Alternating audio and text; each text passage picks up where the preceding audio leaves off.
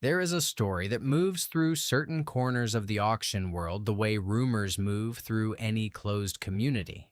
Sideways, in whispers, with the particular energy of people who witness something they can't fully explain and aren't sure they should be repeating. It travels among the authentication specialists who work the major houses, among the insurance adjusters who get called in after the fact, among the kind of legal counsel who bills $400 an hour to tell wealthy clients things they already know but need to hear from someone in a good suit. The story doesn't have a name attached to it. The people who tell it aren't entirely sure they have all the details right, and they say so, and then they tell it anyway, because the details they do have are too specific to be invention and too improbable to be ordinary. What they know is this. A man spent 30 years building one of the most respected private auction operations in the country on a foundation that had a crack in it. The crack was not visible from the outside. From the outside, everything was glass and reputation and the kind of quiet authority that old money recognizes and new money aspires to. The crack was in the method, in the specific, deliberate, entirely legal practice of looking at what a grieving family didn't know they had and telling them it was worth less than it was, and then buying it, and then knowing exactly what it was worth, because he had always known. He had known before he knocked on the door. The crack was there for 30 years. And then, one Monday morning, a man left a jeweler's loupe on his desk, gold-plated with a card beneath it, and the crack became the whole story. This is that story, and it starts the way all the best ones do, with a man who was warned and laughed, and was wrong about every single thing his laughter assumed. Harlan Voss opened his office on the third floor of the Voss Gallery and Auction House at 7:45 on a Monday morning, the same time he had opened it every Monday for 19 years. The building was on East 63rd Street between Park and Lexington, in a townhouse that had been a private residence for a Gilded Age Railroad family and had been, since Voss acquired it in 2004, the most discreet and consistently profitable small auction house in Manhattan. Not the largest, not the loudest. Voss had never wanted loud. Loud attracted scrutiny, and scrutiny was the one thing his business model could not survive at close range. He hung his coat, set his briefcase on the credenza, and walked to his desk. The weekly catalog was there, as it always was, printed overnight by his operations manager Sylvia Chen, spiral-bound, with the lot photographs in color and the provenance notes in a typeface Voss had selected himself 15 years ago, because it communicated age and permanence and the kind of institutional confidence that made buyers feel they were participating in history rather than commerce. On top of the catalog, where nothing had been when Sylvia left the night before, was a jeweler's loupe, gold-plated, substantial, the kind of instrument that communicated precision and value without announcing either. Beneath it, a small card, cream stock, printed in clean typeset with no flourish. The value of a thing is what someone who knows better decides it is. You've understood that for 30 years. Someone finally agreed with you. On Friday, the most valuable lot in this house will be in someone else's possession.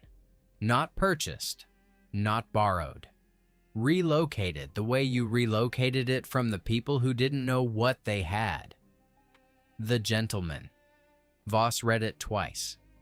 He set it down on the catalog.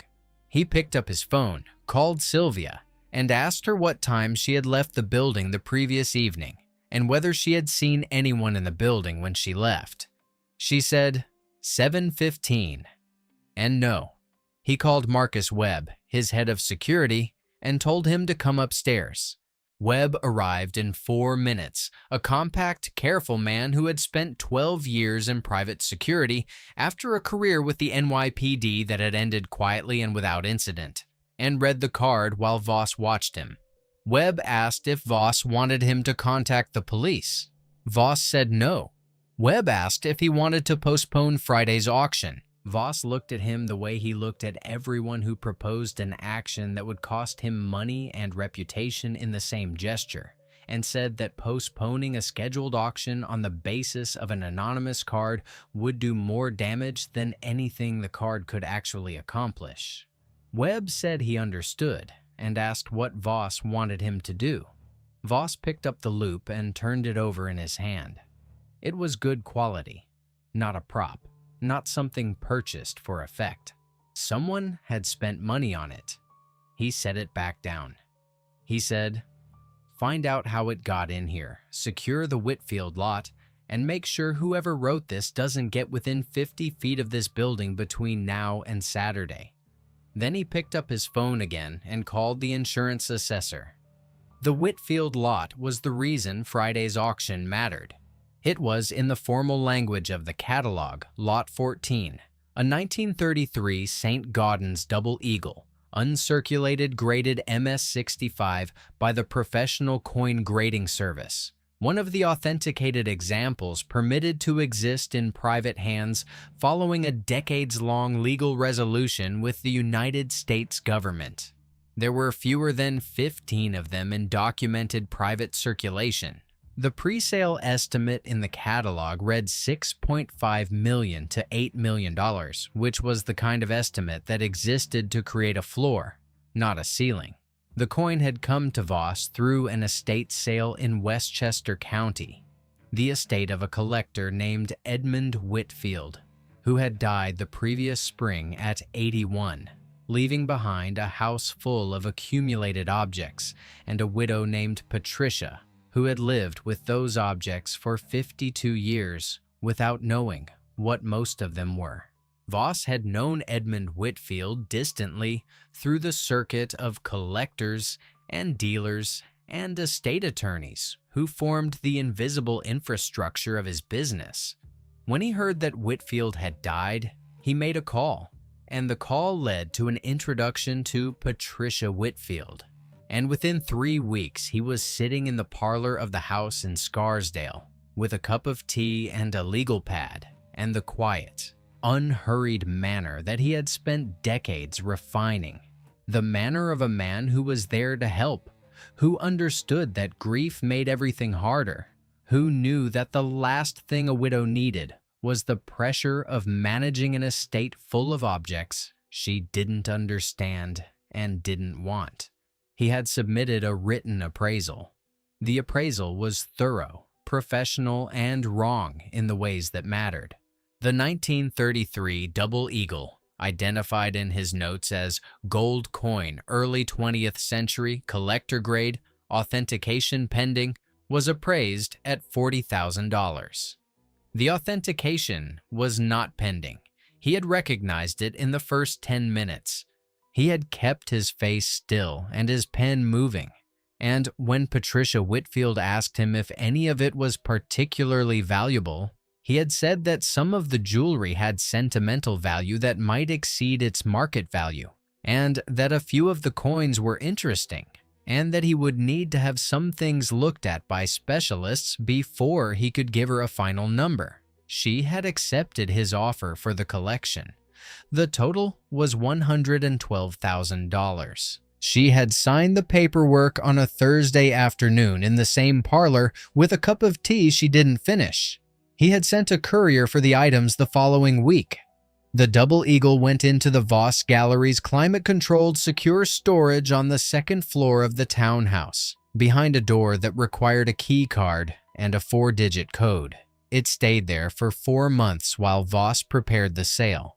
The authentication was completed by 2 independent specialists whose names appeared in the catalog footnotes. The provenance documentation was complete. Everything was correct. Everything was legal. This was the piece that Voss now needed to protect. He knew it was the piece the card was about. He knew it before he finished reading the card the first time. He knew it the way you know certain things about yourself. Without announcement. Without ceremony. just the quiet arrival of recognition that something has been seen. He had been careful for 30 years. He had been careful in the specific, practiced way of someone who understood that the difference between what he did and what could be prosecuted was a question of documentation and timing, and the precise language of an appraisal form. He had never lied, technically.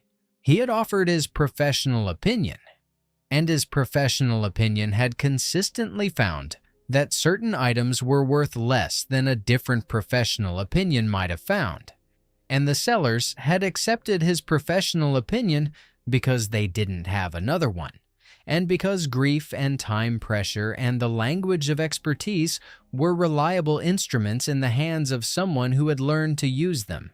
He had never thought of it as theft. That word required an intent he had always managed to locate just on the other side of what he was doing. He was a businessman. He was operating in a market. The market set the price, and in this market, he was the one who knew the price. The card on his desk was the first time anyone had described it differently, in writing, and left it where he would find it. He did not like the feeling it produced. It was specific and unpleasant, and he recognized it from a long time ago, from a period in his career before the systems and the documentation and the quiet authority had calcified into something that felt like permanence. It was the feeling of being seen. He put the card in his briefcase and called Sylvia back in. Marcus Webb had run security for the Voss Gallery for 6 years, and in those 6 years, nothing of significance had gone wrong. The building had a surveillance system that covered every exterior entry point, both stairwells, the main gallery floor, the storage corridor on the second floor, and the lobby. It did not cover the interiors of individual offices. Voss had decided when the system was installed that camera coverage of private offices was an insurance liability and a personnel problem, but it covered every path to and from those offices. Webb had reviewed the overnight footage by 9 a.m. He had found nothing. This was, in his professional estimation, not good news. It meant either that someone had entered and exited the building through a path he hadn't identified, or that someone had been in the building before the cameras started recording, or that someone with access to the building had placed the card and the loop and had no intention of explaining how. None of those options were reassuring. He pulled the access logs for the building. Every key card, entry, and exit for the past 72 hours. The building had 12 active key cards. Voss himself, Sylvia Chen, Webb, 3 gallery staff members, 2 auction specialists, the overnight cleaning crew supervisor, and 3 external contractors, 2 of whom were currently inactive, and one of whom, a technical consultant from a firm called Atlas Certified Services, had entered the building at 11 p.m. on Sunday evening and exited at 11:47. Webb looked at the timestamp. He looked at it again. He called Sylvia and asked her about the Atlas consultant. She said the building's environmental monitoring system had flagged a calibration issue the previous week, temperature variance in the secure storage area, and that she had scheduled a maintenance visit. Webb asked if the visit had been scheduled for Sunday evening. Sylvia pulled up her calendar and said that it had been scheduled for Tuesday morning, but that Atlas had called Friday afternoon and asked if they could move it to Sunday evening because their technician had a conflict Tuesday. She had said that was fine because the overnight cleaning crew was there until midnight and there would be someone in the building. Webb asked for the name of the technician. Sylvia gave him the name from the service ticket. Raymond Garza. Webb wrote down the name. He checked the access log timestamp again. 11 p.m. to 11:47. 47 minutes. A calibration visit for an environmental sensor. The secure storage area was on the second floor. The third floor office, where the card and the loop had been placed, was directly above it. He called Atlas Certified Services. The phone rang 6 times and went to voicemail. He left a message asking for a callback regarding a service visit the previous evening. He sent a follow-up email. He pulled the original service contract from Sylvia's files and found the client onboarding documentation for Atlas, a company registered in Delaware, with a Manhattan service address, a clean insurance certificate, and references from 3 commercial properties in Midtown. He called the references. The first 2 went to voicemail. The third picked up and said that yes, Atlas had done work for them. Good work, prompt, professional, no complaints. Webb put the phone down and sat with what he had. He did not yet have a reason to tell Voss that the card had almost certainly been placed by a man named Raymond Garza, who worked for a company that had very professionally inserted itself into the building's vendor list and had been there the previous evening with a key card and 47 minutes. He did not yet have a reason because he didn't have proof, and in Webb's experience, what you said to a principal before you had proof was the thing that defined every conversation that came after. He did tell Voss that the storage area needed to be upgraded before Friday. He said the surveillance gap needed to be closed. He said the Whitfield lot needed to be moved to the primary vault in the basement, the one behind the biometric reader, with the 2-person authentication requirement, and that it needed to stay there until the moment it was transferred to the auction floor. Voss agreed to all of it. He also, that Monday afternoon, called his insurance broker and asked to accelerate the valuation update on the Whitfield lot. The policy renewal was coming up, and the existing valuation documentation was 4 months old. He wanted updated paperwork before Friday, both for the sale and for his own records. The broker said he could have an independent assessor there by Wednesday. Voss said Wednesday was fine.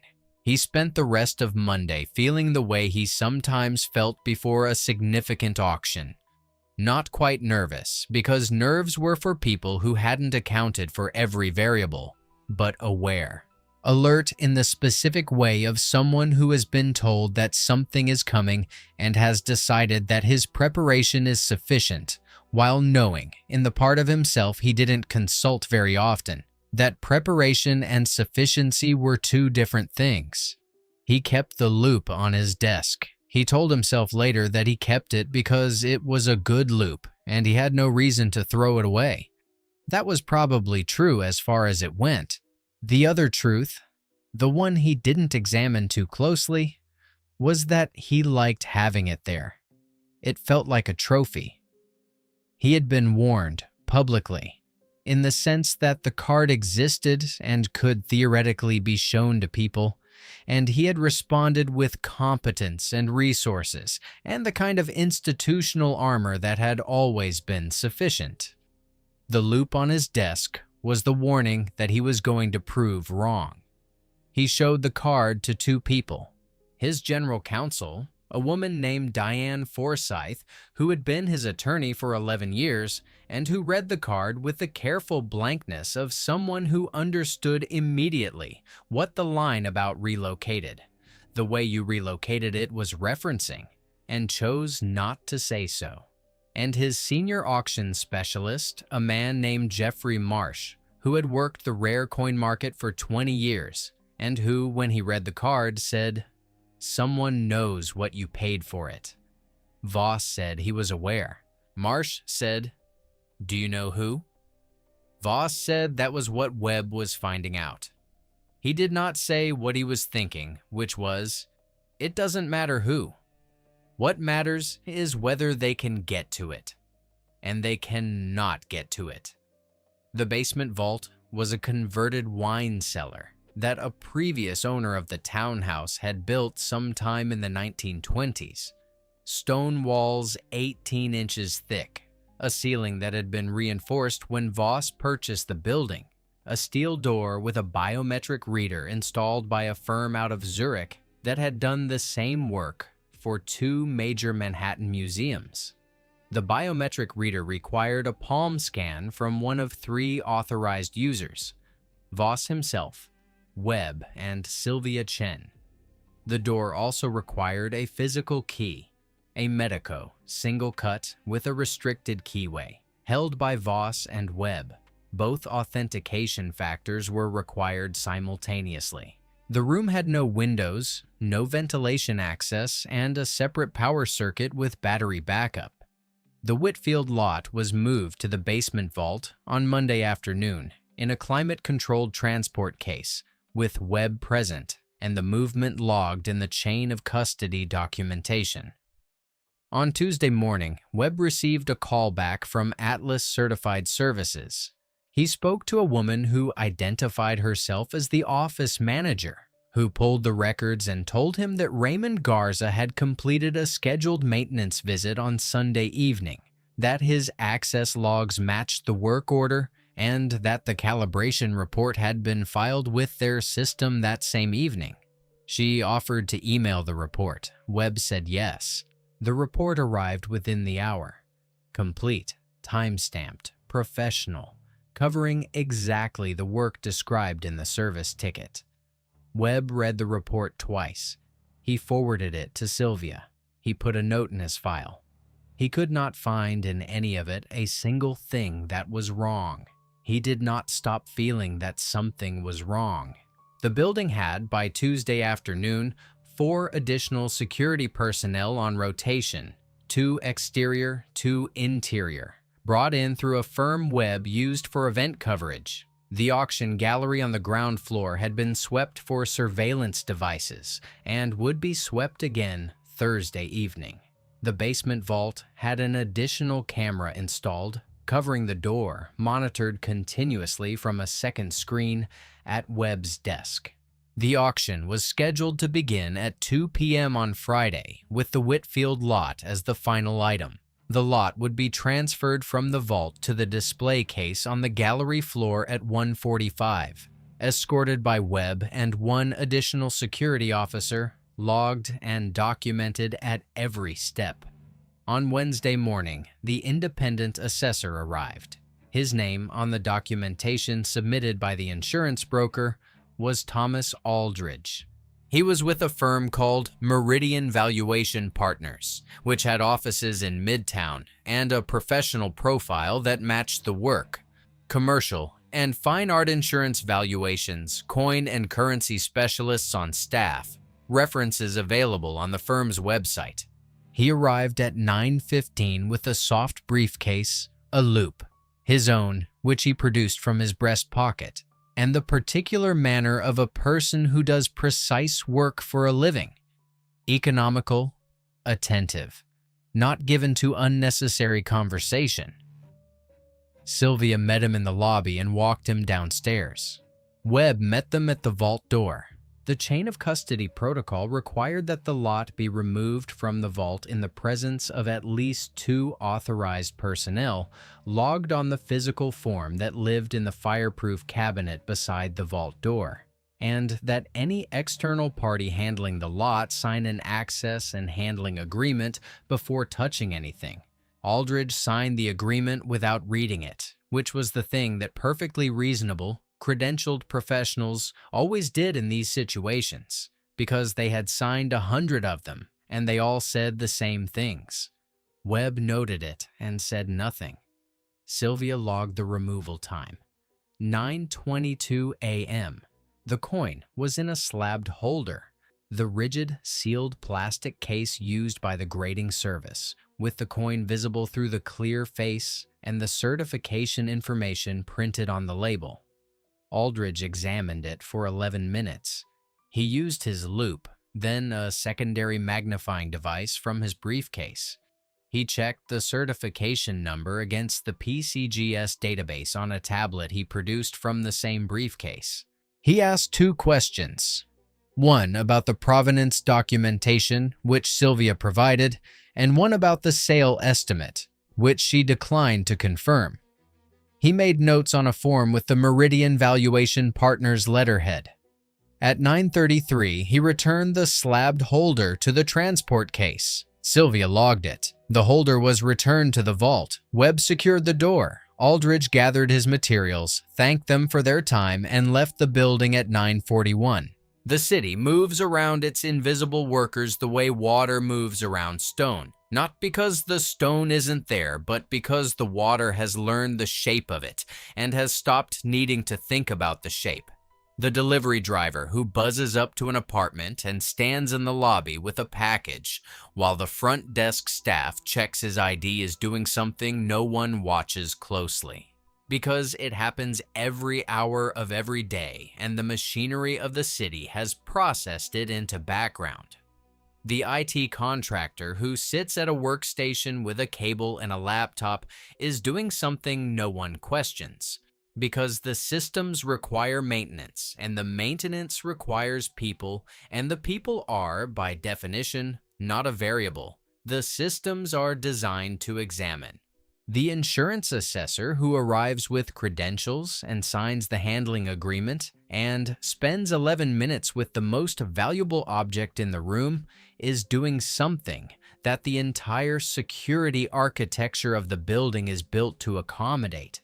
Because without that accommodation, the insurance doesn't work, and without the insurance, nothing else works either. The gentleman understood this the way he understood most things that mattered, not as a philosophy, but as a practical description of how the world was actually organized, at the level beneath the level where the people in charge thought the organizing happened. The people in charge believe the organizing happened through systems, access logs, biometric readers, chain of custody forms, signed handling agreements.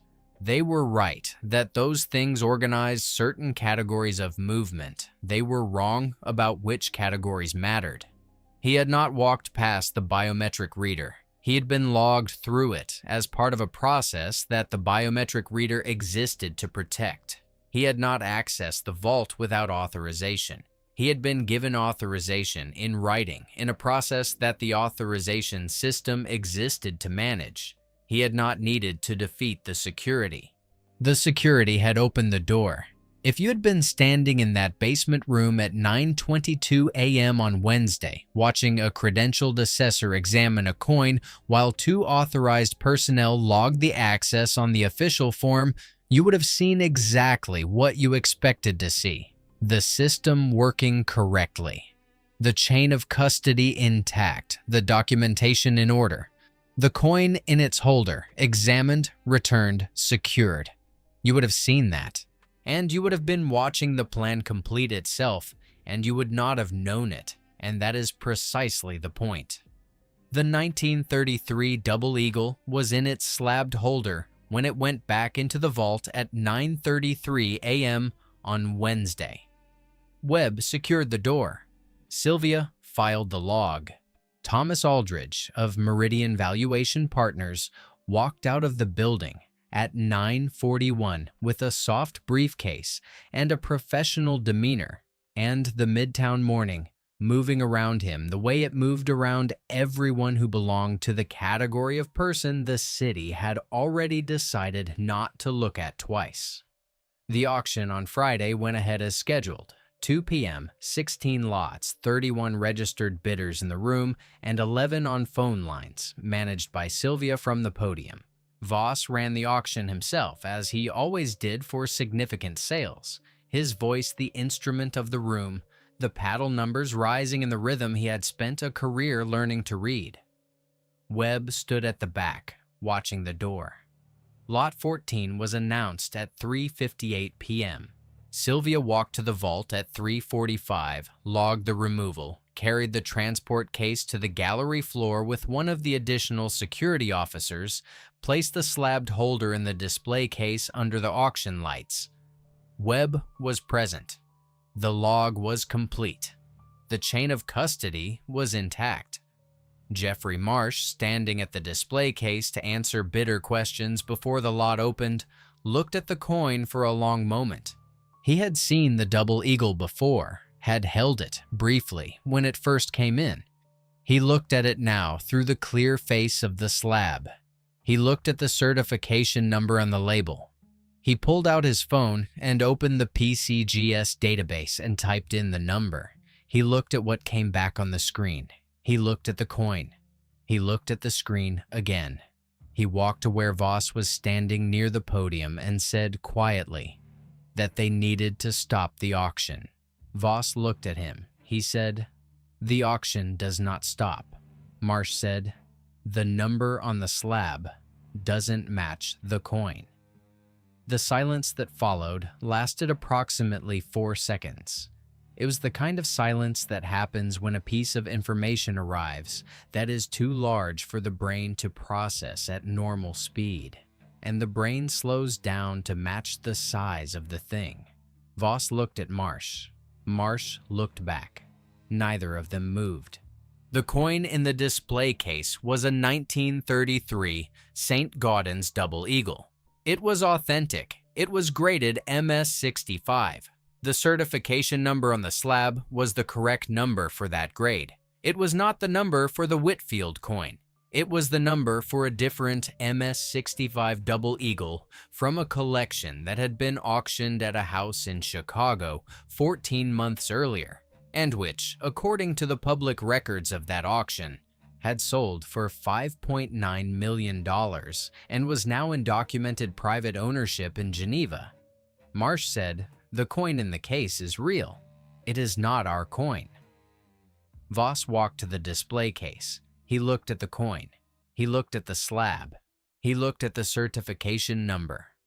He pulled out his own phone and searched the number in the database and looked at what came back. He stood very still for a moment. The bidders in the room were beginning to notice the pause. Sylvia, at the podium, said something into the room microphone about a brief technical hold. "Please bear with us. Thank you for your patience." The phone line bidders were put on hold. The room made the noise that rooms make when something has changed without being announced. Webb appeared at Voss's shoulder. Voss showed him the phone screen without speaking. Webb said nothing for 2 seconds. Then he said, "When did it happen?" Voss said, "Wednesday." Webb said, "Aldridge." The name sat in the air between them, not a question. Voss went downstairs to the vault. Webb followed. Sylvia followed. After telling her assistant to manage the room, the vault opened without incident. Palm scan, key, door swinging on its engineered hinges with the weight of 18 inches of stone behind it. The transport case was inside. Voss opened it with hands that he managed through considerable effort to keep level.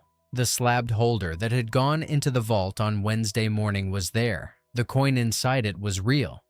The certification number was, as Marsh had found, not the Whitfield number.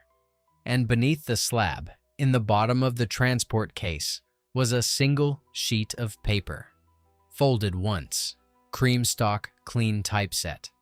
It was the appraisal form, the one Voss had submitted to Patricia Whitfield in her parlor in Scarsdale on the afternoon he had sat with a cup of tea and a legal pad and the practiced patience of a man who knew exactly what he was looking at. His letterhead, his signature at the bottom, his handwriting in the description field. Gold coin, early 20th century, collector grade, authentication pending. His appraisal figure, $40,000. Across the top of the form in a red stamp, the kind used on legal documents, heavy ink, clean impression, fair market value. Voss stood in the vault for a long time. The transport case was in his hands. The appraisal form was in the transport case. The room was the kind of quiet that only exists underground, where the city cannot reach. Webb, standing behind him, said nothing.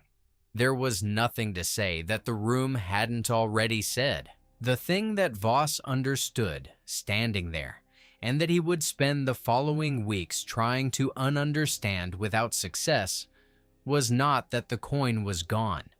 The coin was gone. That was a fact that would require lawyers and insurance adjusters, and a great deal of careful conversation about chain of custody and the specific conditions under which coverage applied.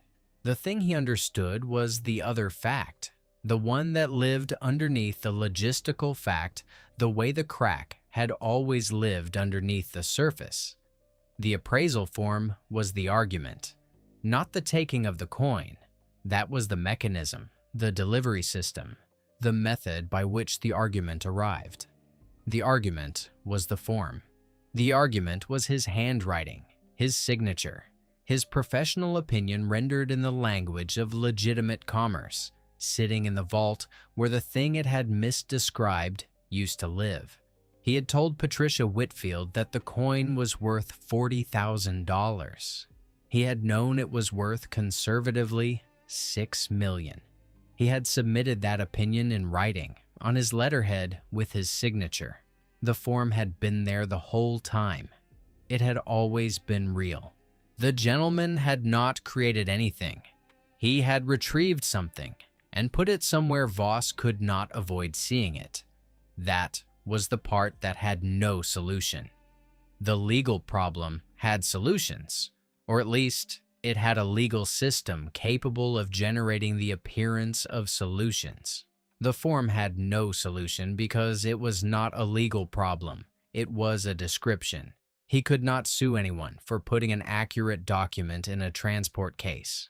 He could not report to the police that someone had left his own signature where he could find it. He could not explain to his insurer that the appraisal form was defamatory because it wasn't. He stood in the vault for a long time. Then he closed the transport case, walked upstairs, and told Jeffrey Marsh to cancel the auction. Patricia Whitfield was at her kitchen table when the call came. She was 73, and she had spent the 14 months since Edmund's death managing an estate she hadn't known needed managing, in a house she had lived in for 52 years and was no longer certain she could afford to maintain. Her daughter, Christine, had come up from Philadelphia the previous weekend to go through Edmund's study, and had sat with her at this same table and said that some of the decisions didn't have to be made right now, which was the most useful thing anyone had said to her in several months. The call came from a woman who identified herself as a representative of an organization she had not heard of, and what the woman said was that a private trust had arranged the return of a specific item from Edmund's collection, a coin that had been sold as part of an estate appraisal, and that the trust had reason to believe had been significantly undervalued at the time of sale. The trust was not in a position to return the coin itself, as it was currently the subject of a separate proceeding, but it had arranged a wire transfer to an account in Patricia's name at her bank, in an amount equal to the difference between the documented sale price and an independent current valuation of the item. Patricia wrote down the figures. She wrote down the first one, which was the number from the appraisal she remembered signing. She wrote down the second one, which was the independent valuation. She looked at the difference between them. She said, "Is this right?" The woman said, "Yes, Mrs. Whitfield, that's the correct figure." Patricia said she didn't understand where the money was coming from. The woman said that the trust operated on the principle that the difference between what was paid and what was owed didn't stop existing just because no one was tracking it. Patricia sat with that for a moment. Then she said, "All right." The money arrived the following morning. Christine drove up from Philadelphia that weekend. They sat at the kitchen table again, and Patricia showed her daughter the number. And Christine said, "Mom, do you know where this came from?" Patricia said she didn't know exactly. Christine said, "Does it matter?" Patricia thought about it for a moment. She thought about 52 years in a house with a man she had loved, and the objects he had accumulated, and the afternoon a quiet man had sat in her parlor and told her what they were worth, and the form she had signed because she had no reason not to trust him. She said, "No, I don't think it does." The gentleman watched the aftermath the way he always watched it, from a distance that was partly geographical and partly something harder to name. He had been in the city when the auction was supposed to happen. He was not in the city when it didn't. He read 3 days later a brief item in a trade publication that described the cancellation of a Friday auction at a Manhattan gallery due to what was described as an authentication dispute involving a featured lot. The item did not name the lot. It did not name the assessor. It did not contain his name because he did not have a name, or at least not one that appeared in trade publications. He sat with the item for a while. Not with satisfaction exactly. Satisfaction was the word people used for outcomes, and what he felt was more related to accuracy. The feeling of something landing where it was aimed, not because it was spectacular, but because the calculation had been correct. He had told Voss on the card under the loop that someone had finally agreed with his valuation logic. That was the most precisely true thing on the card. Voss had built 30 years of careful, legal, documented practice on the principle that the value of a thing is what someone who knows better decides it is. The gentleman had decided that the value of that principle, applied to its source, was worth exactly the difference between $40,000 and what the coin was actually worth, and he had arranged the arithmetic accordingly. The loop was still on Voss's desk. He knew this because the loop had been there when Webb photographed the desk on Monday morning as part of the incident documentation, and he had no reason to believe Voss had moved it. He didn't know whether Voss understood that the loop was a specific object, not a prop purchased for the occasion, but one from a collection of instruments used by a man he had met briefly in a basement vault while the chain of custody form was being signed. He suspected Voss would figure it out eventually. People like Voss were very good at reconstructing what had happened to them. They were less good at understanding why. There was a question that came up sometimes when he thought about the work. Not often, but sometimes, in the hours between one thing and the next. When the mind went where it went without invitation, the question was about the people who never got the call. The Patricia Whitfields who had signed their forms and never heard from a trust they hadn't heard of, because their cases hadn't come to his attention, or because the mechanism wasn't there, or because the arithmetic pointed somewhere he couldn't reach. They existed. They existed in numbers that the Patrick Whitfields, the visible ones, the ones with a specific document and a specific coin, and a specific man who had signed his name to a specific figure, were only a fraction of. He didn't have an answer for that. He had a practice, and the practice was specific. One case, the right case. The case where the proof was already in the file and the mechanism was already in place, and the thing that needed to happen could actually be made to happen. He was not a system. He was one person operating with a code, and the code required that he be honest about what one person could do. What one person could do in this case was make sure that Harlan Voss spent every subsequent Monday morning looking at a gold-plated loop on his desk and knowing, not suspecting, knowing that someone had read his 30-year record and found it accurate and had applied his own methodology to him with the same precision he had applied it to everyone else. The value of a thing is what someone who knows better decides it is. He had always known. Now, he knew that someone else did too. If you made it to this point in the story, you already know the part that doesn't leave you. It's not the coin. It's not the vault.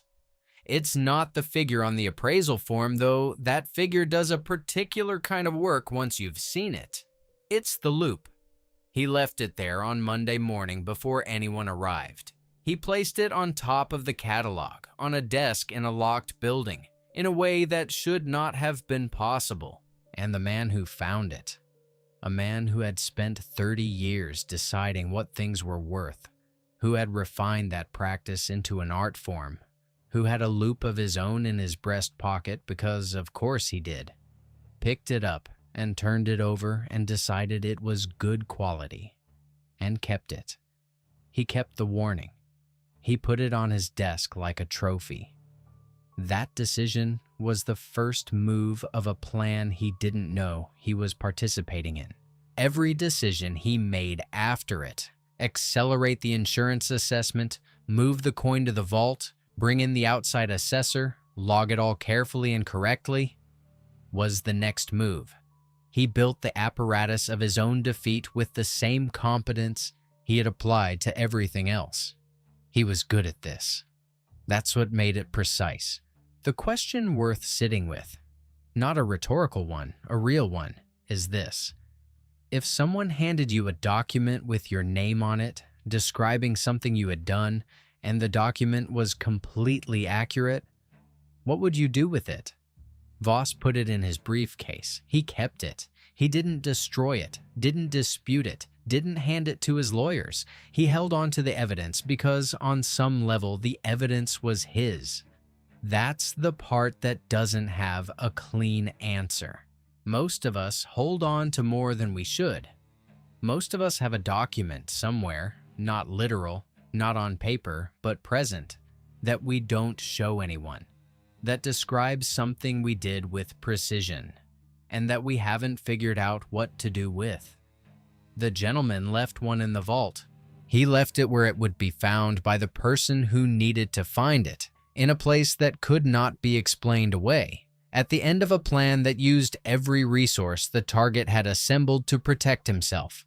The coin is somewhere. The appraisal form is somewhere. The gold loop is on a desk in a townhouse on East 63rd Street between Park and Lexington. If the value of a thing is what someone who knows better decides it is, and Harlan Voss built a fortune on that principle, then consider what that principle is worth, now that someone else knows too. Leave a comment with this. If you had been warned the way Voss was warned, would you have taken it seriously? And if you had locked everything down, brought in the assessors, moved everything to the most secure room in the building, do you think it would have changed anything? Like this episode if the loop stayed with you. Subscribe if you want to be in the room for the next one. The gentleman doesn't announce what's coming. He announces that something is coming. The difference is everything.